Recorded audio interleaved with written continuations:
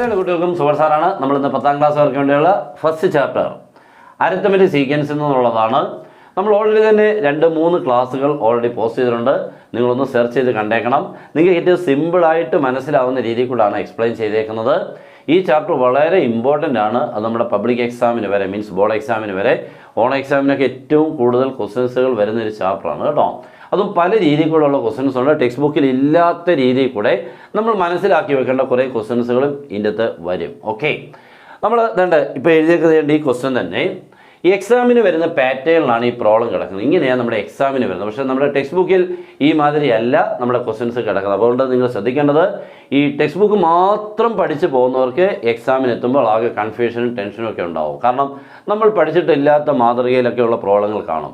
അതുകൊണ്ട് ഈ എക്സാമിനേഷന് വരുന്ന രീതിയിൽ കൂടെ ക്വസ്റ്റ്യൻ കണ്ട് പ്രാക്ടീസ് ചെയ്താൽ എക്സാമിന് എത്തുമ്പോൾ വളരെ സിമ്പിളാവും. ഓക്കെ, ഇതേപോലെയുള്ള ക്ലാസ്സുകൾ ലഭിക്കാൻ നമുക്ക് ക്ലാസ് ജോയിൻ ചെയ്യാം.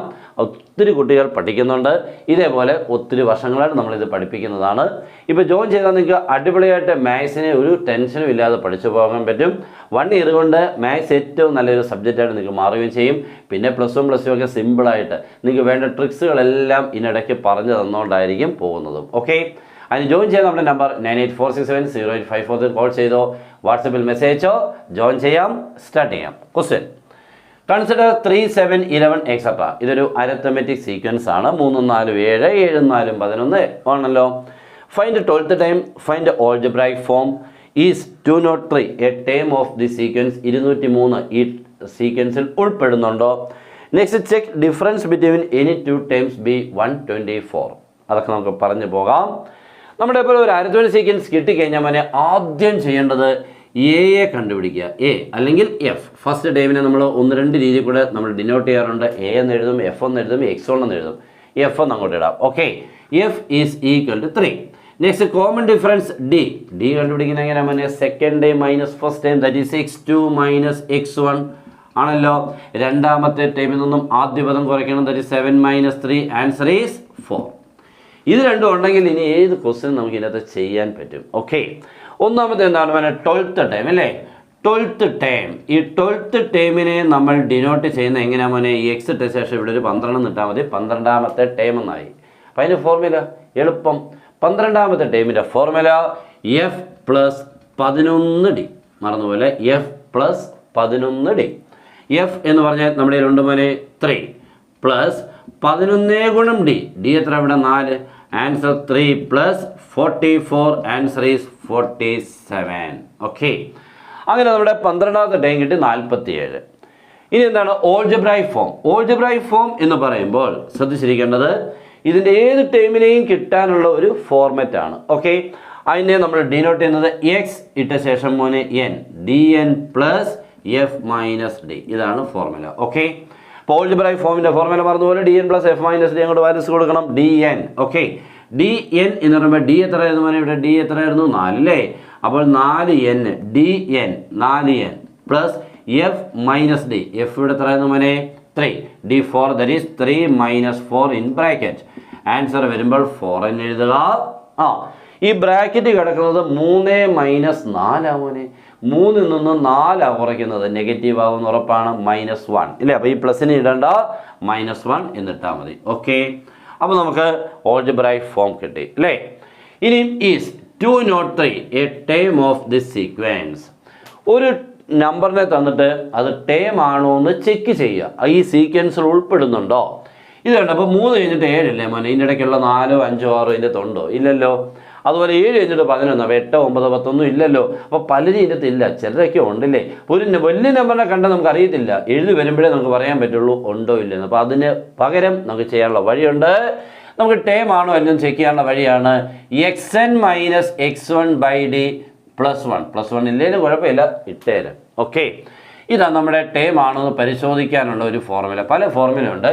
ഇതാകുമ്പോൾ നിങ്ങൾക്ക് വളരെ ഈസിയാണ് കേട്ടോ. അപ്പോൾ ഈ xn എന്ന് പറഞ്ഞാൽ നമുക്ക് ചെക്ക് ചെയ്യേണ്ടത് ഇയാളാണ് നമ്മുടെ xn. ഓക്കെ, ഇതാണ് നമ്മുടെ x1. ഓക്കെ ആണല്ലോ, ഫസ്റ്റ് ടൈമിന്. അപ്പോൾ അത് ഇവിടോട്ട് കൊടുക്കണം. അപ്പോൾ ചെക്ക് ചെയ്യേണ്ട 203നെ നമ്മൾ xn ആയിട്ട് കരുതുക. അപ്പോൾ അതിവിടെ കൊടുക്കുമ്പോൾ 203 മൈനസ് x1 എത്ര മോനെ? 3 ബൈ ഡി എത്ര? 4 + 1.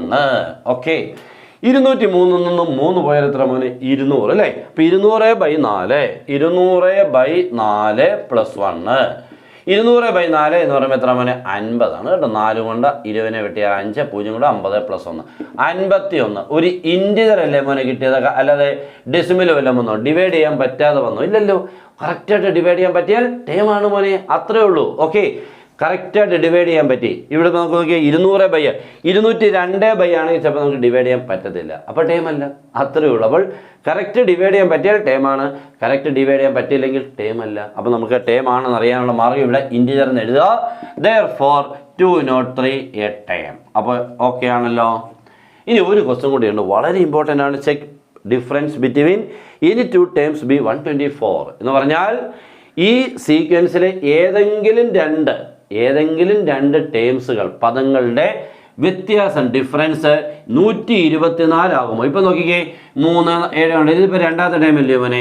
കുറേ കഴിയുമ്പോൾ ഇഷ്ടംപോലെ ടൈംസ് ഉണ്ടല്ലോ. ഏതെങ്കിലും ടൈം എടുത്തിട്ട് ഈ 2 ടേംസിൻ്റെ വ്യത്യാസം, അല്ലെങ്കിൽ ഏതെങ്കിലും 2 ടേംസിൻ്റെ വ്യത്യാസം എത്ര വരുമോ? 124. അപ്പോൾ അതിനുള്ള വഴി നോക്കണം, എല്ലാവരും ശ്രദ്ധിക്കണം. ഏതെങ്കിലും നമ്പർ തന്നിട്ട് അത് ഡിഫറൻസ് ആവുമോ എന്ന് ചോദിച്ചാൽ ആ നമ്പർ ഡിവൈഡഡ് ബൈ നമ്മുടെ common difference is an integer. കറക്റ്റായിട്ട് ഡിവൈഡ് ചെയ്യാൻ പറ്റിയാൽ മതി. അപ്പോൾ 124 നമ്മുടെ ഡി എത്ര ആയിരുന്നു മോനെ? 4 ആയിരുന്നു അല്ലേ. ഇത് കറക്റ്റായിട്ട് ഡിവൈഡ് ചെയ്യാം. 4 × 3 12, 4 × 1 കറക്റ്റ് 31. ഒരു ഇൻറ്റിജറിലേക്ക് ഇട്ടത് ഡിവൈഡ് ചെയ്യാൻ പറ്റുമല്ലോ. നമുക്ക് റിമൈൻഡർ വല്ലതും വന്നു, ഇങ്ങനെ ഡിവൈഡ് ചെയ്യാൻ പറ്റാതെ വല്ലതും വന്നോ? ഇങ്ങനെ 4 കൊണ്ടാകുമ്പോൾ 4 × 3 12, 4 1 4 ഉണ്ടോ? സിസ്റ്റം 0 കിട്ടി അല്ലേ. ഇങ്ങനെ റിമൈൻഡർ 0 കിട്ടുക എന്ന് പറഞ്ഞാൽ നമുക്ക് എന്താണ്? ഡിഫറൻസ് ആകും എന്നാണ്. 124 2 പദങ്ങളുടെ വ്യത്യാസമാകും. ഇതിപ്പോൾ ഡിവൈഡ് ചെയ്യാൻ പറ്റാതെ വന്നു, ഇങ്ങനെ റിമൈൻഡർ ഇവിടെ വല്ലതും 1 2 വല്ലതും വന്നു കഴിഞ്ഞാൽ എന്തല്ല? ഡിഫറൻസ് ആകില്ല. ഓക്കെ, അപ്പോൾ ഡിഫറൻസ് ആകണമെങ്കിൽ ഇവിടുത്തെ റിമൈൻഡർ നമ്മുടെ സിസ്റ്റം എത്ര വരണം? 0 വരണം. എന്ന് പറഞ്ഞാൽ കറക്റ്റായിട്ട് ഡിവൈഡ് ചെയ്യാൻ പറ്റണം എന്നർത്ഥം. ഓക്കെ, അപ്പോൾ ഇതൊരു അടിപൊളി ചോദ്യമാണ്. നമ്മുടെ എക്സാമിന് വരുന്ന രീതിക്കുള്ള ക്വസ്റ്റ്യനാണ്. ഇതേപോലെയുള്ള ക്ലാസ്സുകൾ ഇനിയും വരും. പിന്നെ നിങ്ങൾക്ക് ജോയിൻ ചെയ്താൽ ഫുൾ ക്ലാസ് കിട്ടി ഫുൾ മാർക്ക് കിട്ടാൻ വളരെ ഈസി ആവും. ഓക്കെ, അപ്പോൾ എല്ലാവരും മാക്സിമം ഇതൊന്ന് ഷെയർ ചെയ്യാൻ ശ്രമിക്കുക. ഒത്തിരി കുട്ടികൾ നിങ്ങൾക്ക് അറിയാവുന്നവരുണ്ട്. ഈ കാണുന്ന ഓരോരുത്തരും ഒരാളോട്ടൊന്ന് ഷെയർ ചെയ്ത് കഴിഞ്ഞാൽ നമ്മുടെ അനുഗ്രഹം നിങ്ങളുടെ കൂടെ ഉണ്ടാവും. Okay, good bye.